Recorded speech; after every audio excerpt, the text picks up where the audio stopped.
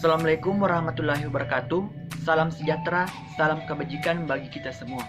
Pada kesempatan kali ini, kami dari kelompok 4 Kewirausahaan, mata kuliah Kewirausahaan, kelas BKA, akan mempresentasikan tugas akhir semester kami, di mana tugas akhir tersebut terangkum dalam sebuah bisnis model kanvas.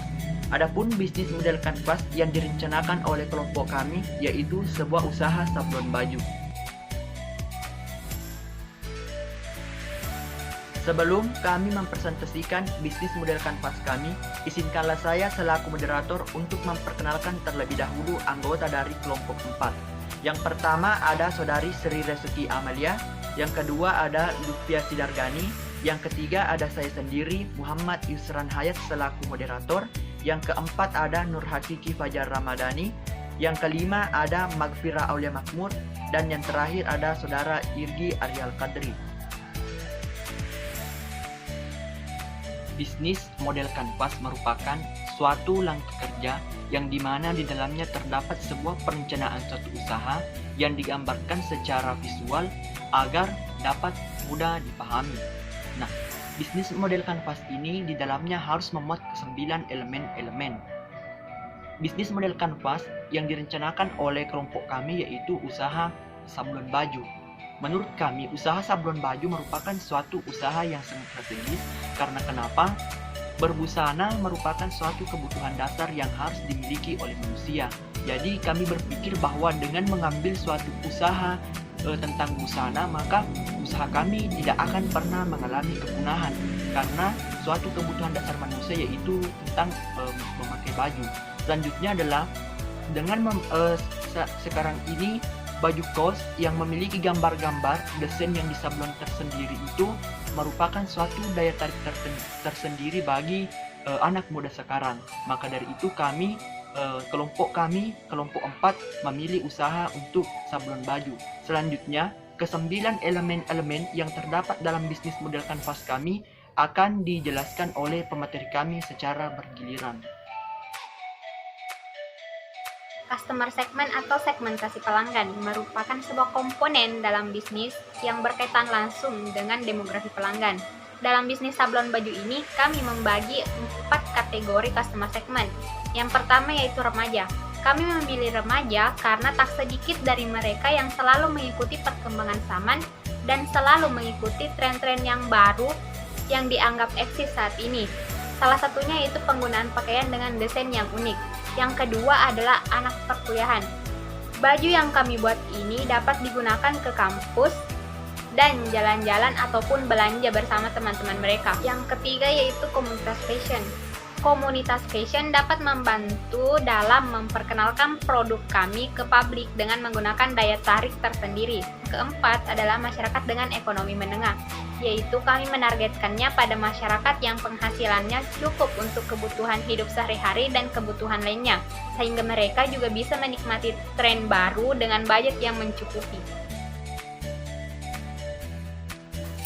Selanjutnya adalah value proposition atau proposisi nilai, yaitu aspek-aspek yang menjadi kelebihan dari produk kami. Dengan kata lain, value proposition ini berisi alasan-alasan mengapa konsumen atau pelanggan harus memilih produk kami. Nah, yang pertama adalah kemasan yang rapi, tetapi juga unik dan aman. Nah, meskipun kemasan tidak memastikan kualitas dari suatu produk, tetapi kemasan yang unik juga memiliki daya tarik tersendiri bagi pelanggan. Misalnya, penggunaan model kemasan yang unik atau seperti tren sekarang ini, yaitu penggunaan tali rami dan ucapan terima kasih. Namun di sisi lain, untuk menghindari terjadinya damage terhadap produk selama di perjalanan, kami akan tetap melapisi bagian luarnya dengan plastik agar tetap aman. Yang kedua adalah penggunaan desain gambar yang unik. Nah, di sini kami menyediakan berbagai desain gambar yang akan disablon pada baju. Selain itu, kami juga menyediakan layanan request bagi pelanggan yang menginginkan gambar custom, di mana dalam layanan ini, pelanggan bisa mengirimkan kepada kami gambar yang ingin dicetak atau disablon pada baju yang dipesan. Contohnya itu seragam kelas atau kaos seragam kelas. Model baju yang kami sediakan juga beragam sehingga pelanggan bisa memilih model yang disukainya. Yang ketiga, kelebihan dari produk kami adalah tersedia dalam semua ukuran, mulai dari S, M, L, sampai ukuran jumbo seperti ukuran XL dan XXL.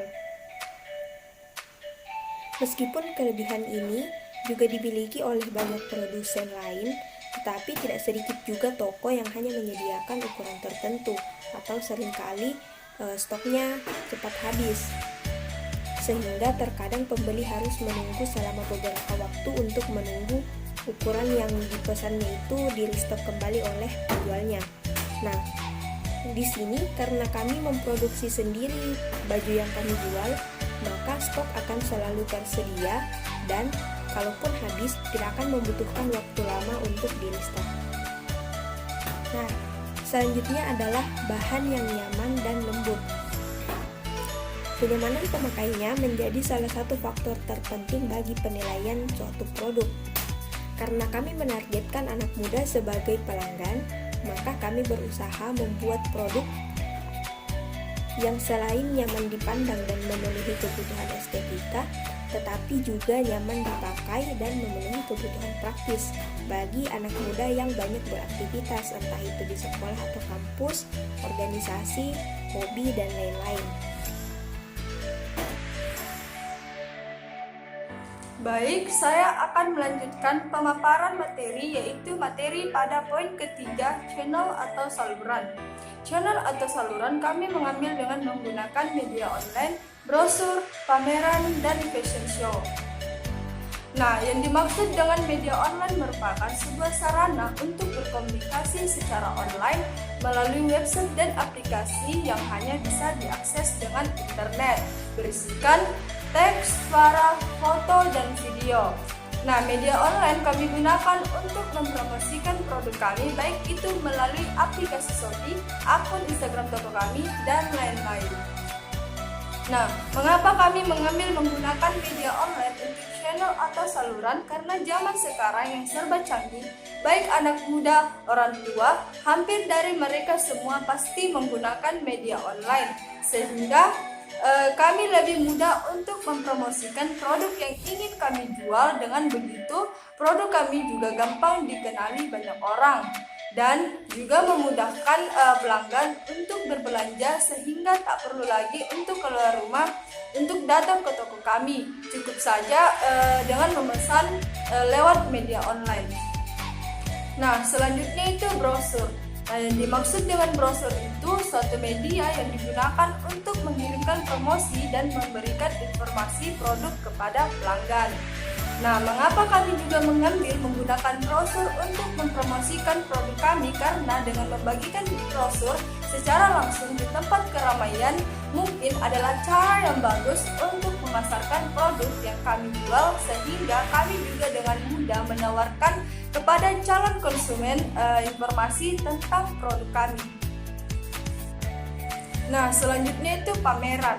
Nah, yang dimaksud dengan pameran itu penampilan produk pada masyarakat umum dengan tujuan untuk bertukar informasi dengan melakukan negosiasi perdagangan.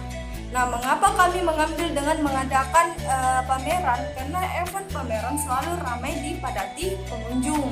Baik itu yang hanya datang sekedar melihat-lihat atau memang ingin mencari sesuatu yang mereka sukai. Nah, dengan membuka pameran di akhir pekan biasanya pengunjung semakin ramai berjalan, sehingga kami memiliki peluang untuk menarik perhatian calon konsumen sehingga ada produk yang mereka minati. Selanjutnya fashion show. Nah, yang dimaksud dengan fashion show itu adalah acara yang disiapkan perancang busana untuk penampilan gaya pakaian yang dikenakan para peragawan dan peragawati. Nah, kami mengambil dengan membuka acara fashion show meski memang tidak murah, hanya saja itu bisa menjadi promosi yang memang kami para desainer ingin ambil, karena memang seringkali membuat penjualan di Indonesia menjadi lebih tinggi dengan membuka acara fashion show. Tak hanya itu, panggung pertunjukan busana bisa menjadi alat promosi yang besar. Dan juga kami bisa mendapat keuntungan produk kami bisa dikenal banyak orang baik di dalam dan di luar negeri. Sekian, dan akan dilanjutkan pemateri selanjutnya. 4. Customer relationship atau kemitraan pelanggan. Untuk usaha sablon baju, yaitu yang pertama, penjualan langsung, yaitu cara pemasaran produk di mana penjualan dan pembeliannya bertemu secara langsung untuk melakukan transaksi penjualan dan pembelian.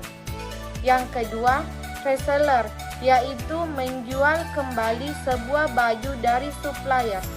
Yang ketiga, potongan harga pelanggan, yaitu pengurangan harga baju kepada pelanggan atau customer yang dilakukan pada waktu tertentu. Yang keempat, gift, menyediakan gift berupa stiker, gantungan kunci, dan lain-lain. Yang kelima adalah revenue streams yang diartikan sebagai arus pendapatan, yaitu sebuah sumber pendapatan utama dari bisnis yang akan kami lakukan. Dalam bisnis model kanvas kami ada 3 arus pendapatannya. Yang pertama yaitu melalui penjualan baju. Penjualan baju merupakan pendapatan yang paling utama dari bisnis kami. Selanjutnya yang kedua adalah jasa pemberian pelatihan kepada mahasiswa. Karena berhubung bisnis yang kami lakukan yaitu dengan sarana menjahit, maka seringkali ada suatu instansi yang membutuhkan kreativitas menjahit. Maka kami membuka kursus pelatihan menjahit untuk menambah-nambah pendapatan. Yang ketiga adalah penjualan kain perca. Dari kain yang kami buat baju tersebut tentu ada sedikit potongan-potongan yang tersisa. Maka dari itu kami mengumpulkan agar bisa dijual kepada seseorang yang membutuhkan dan menambah-nambah pendapatan dari usaha kami. Itulah ketiga revenue streams dari usaha sablon baju kami. Selanjutnya yaitu bagian ke-6, sumber daya utama. Key resource adalah sekat dalam bisnis model kanvas yang berisikan daftar sumber daya yang sebaiknya direncanakan dan dimiliki perusahaan untuk mewujudkan value proposition mereka. Dalam usaha sablon baju ada beberapa sumber daya yang kita butuhkan, yaitu 1.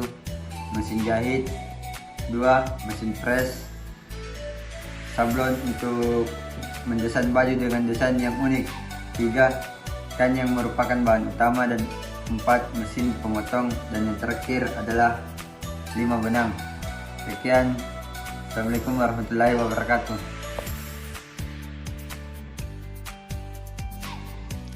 7. Key activities atau aktivitas utama. Aktivitas utama dari usaha sablon baju dikelompokkan menjadi beberapa hal, yaitu menjahit, menyablon, pengemasan, dan pemasaran.